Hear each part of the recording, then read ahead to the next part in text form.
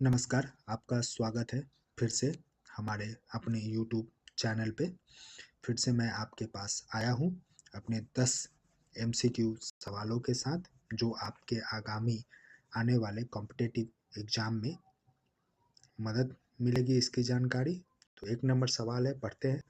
URL http://www.d2h.com/login.php में कौन सा घटक वेब पेज के पाथ की पहचान करता है?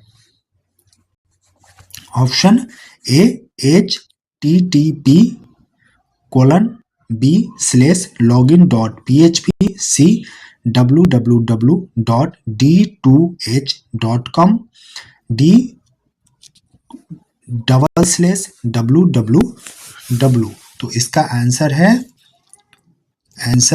B, login.php/login.php। जो URL सवाल में दिया गया है उसके पाथ की पहचान करता है। 2 नंबर सवाल है, निम्नलिखित में कौन सा एक ऑडियो फाइल का एक्सटेंशन है? तो ऑप्शन है .wma, बी ऑप्शन .mov, सी mp5, डी wmv। तो इसका आंसर है .wma। .wma एक ऑडियो फाइल का एक्सटेंशन है। 3 नंबर सवाल पे आते हैं।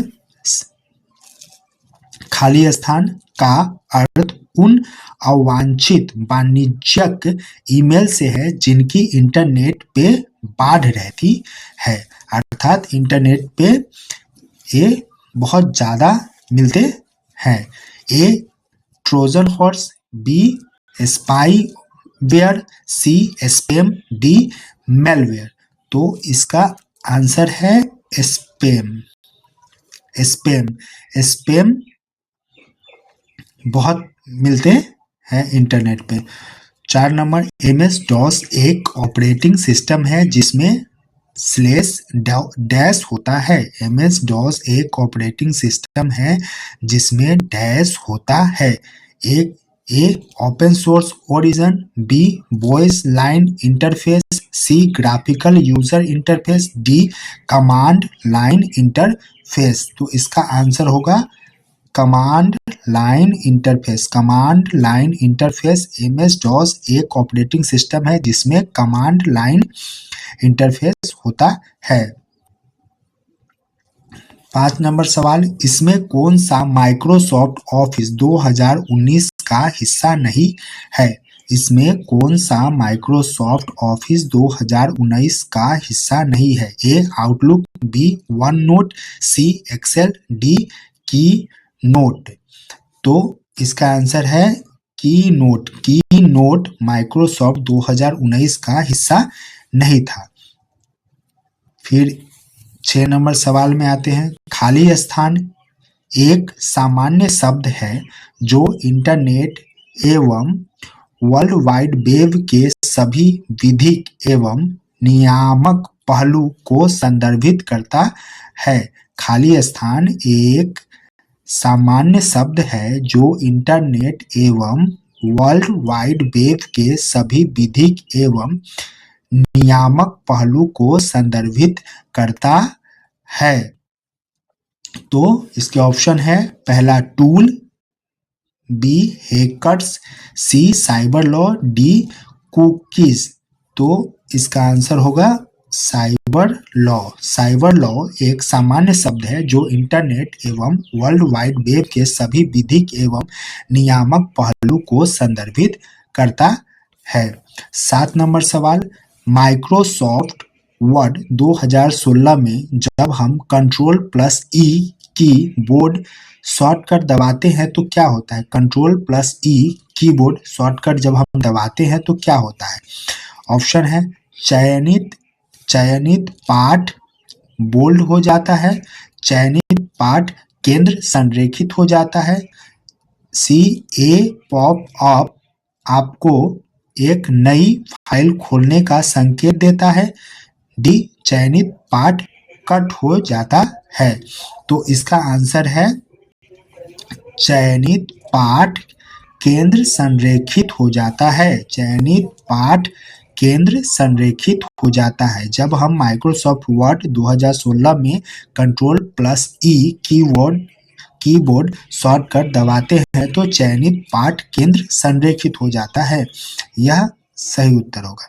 फिर डी में 8 नंबर सवाल में आते हैं। किसी वेबसाइट का परिचयात्मक पेज जो साइट की सामग्री को एक तालिका के रूप में दर्शाता है उसे डैश के रूप में जाना जाता है। किसी वेबसाइट का परिचयात्मक पेज जो साइट की सामग्री को एक तालिका के रूप में दर्शाता है उसे डैश के रूप में जाना जाता है।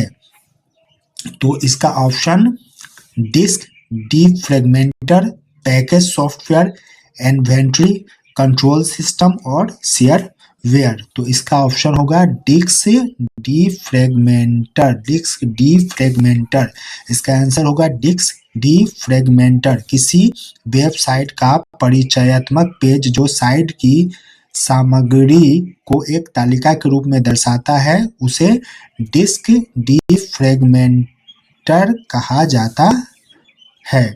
9 नंबर सवाल, कंप्यूटर में निम्न में से कौन सी इनपुट डिवाइस नहीं है? कंप्यूटर में इनमें से कौन सी इनपुट डिवाइस नहीं है? माउस, प्रिंटर, कीबोर्ड और स्कैनर। तो आंसर होगा प्रिंटर। प्रिंटर एक इनपुट डिवाइस नहीं है। 10 नंबर सवाल, MS-DOS के लिए सही कथन क्या है? तो MS-DOS के लिए सही कथन क्या है? तो MS-DOS के लिए MS-DOS ओपन सोर्स है। बी, एक साथ अनेक कार्य कर सकता है। सी, कमांड लाइन इंटरफेस होता है। डी, यह एक से अधिक उपयोगकर्ता का समर्थन करता है। तो इसका आंसर होगा कमांड लाइन इंटरफेस होता है। MS-DOS एक कमांड लाइन इंटरफेस होता है। तो आपका बहुत बहुत धन्यवाद हमारे YouTube चैनल में। आज हमने फिर से 10 सवाल पढ़े हैं और उसके उत्तर को जाना है। यह हमारे आने वाले कॉम्पिटिटिव एग्जाम में काफ़ी हमें मदद मिलेगी इससे, जिससे हमारी जानकारियाँ बढ़ी है। और जनरल नॉलेज और करेंट अफेयर्स के ज्ञान के लिए हमारे साथ इसी तरह बने रहिए और सरकारी नौकरी प्राप्त कीजिए। धन्यवाद।